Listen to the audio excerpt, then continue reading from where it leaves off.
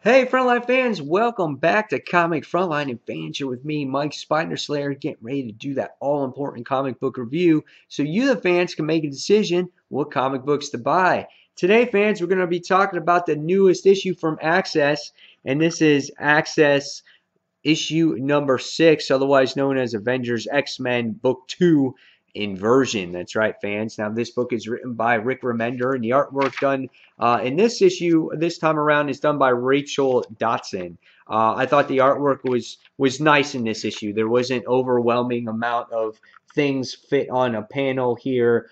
There was good battle sequences. I liked the paneling in here as well. Some cool pages in here with Tony Stark and Daredevil, which was nice to see.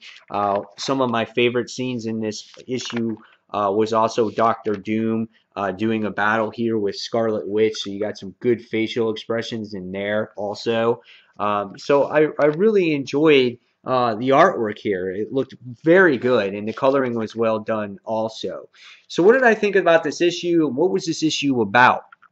Well, this time around with Access, we know that the mutants are taking over New York. They're taking over Manhattan. Apocalypse is behind the whole scene here. He's the leader of the X-Men now, and he wants nothing but the mutants to be in complete control. And there has to be death. Then there's going to be death, and he makes no hesitation about that in the actual comic book. And then so right from the get-go here, what this book is really showing the reader is how the roles are reversed in this issue. How the good is evil and the evil is good, or the good not so bad, but they're a little bit twisted. So in this issue, it was interesting to see. You get to see a battle between Mystique and Rogue and Nightcrawler, and you get to see her have compassion, which you don't see out of the character at times. And we get to see a whole scene here between Matt Murdock and Tony Stark Iron Man, which I feel is going to continue in his next issue. Or you're going to see that tie in there more or less, and you get to see his his domination in the app world with Extremis 3.0 about everybody being perfect, and how he's just so greedy and all he wants is money. But he's not really evil. He's just all for himself, and he kind of makes short haste of Daredevil there and gets rid of him, but doesn't really hurt him. You get to see this whole thing with Doctor Doom and then Scarlet Witch do a battle with each other. So it was really interesting to see all these role reversals in this issue.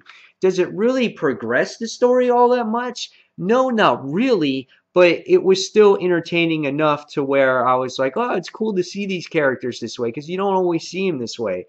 Probably the most compassionate part of the book I had was for Loki and Thor, to see how Thor was opening up his heart towards Thor, and Thor could care less about Loki. So I thought that was a really interesting part of this story as well.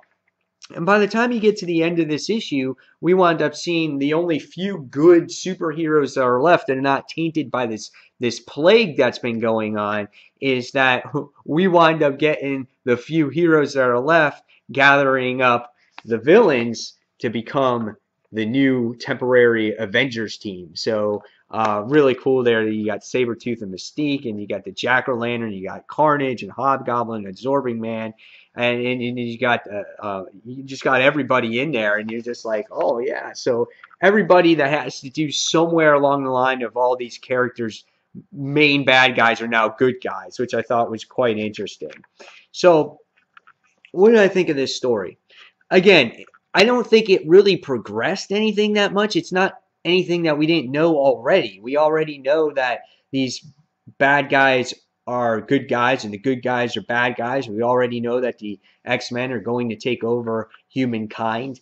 So it was kind of like a filler issue in the actual story, and now you're going to see a little bit more progression here, hopefully in the next issue, on what these bad guys are going to do to stop the mutants, because that's their main objective here. We got to stop the mutants because they're going to obviously hurt the world.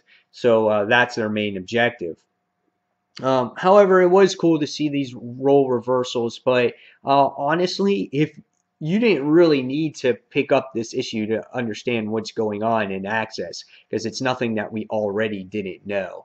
However, again, entertaining read, so great artwork here. So I'm going to give this one a 3.5 out of 5 stars.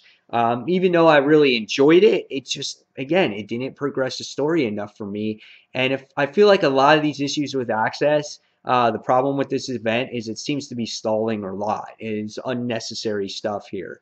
So, but nevertheless, entertaining read for the week, and I'm going to give it a 3.5 out of 5 stars. So, guys, leave me your comments below what you thought of this issue of Access. And as always, fans, you can check out my own individual channel, Comic Book Corner 2.0, for more reviews. You can check out Comic Frontline's website, comicfrontline.com, and you can check out also our sister website, comicrelated.com. So, guys, as always, this is Mike Spider Slayer signing off. Thanks for watching, fans. Take care. See you soon. Bye.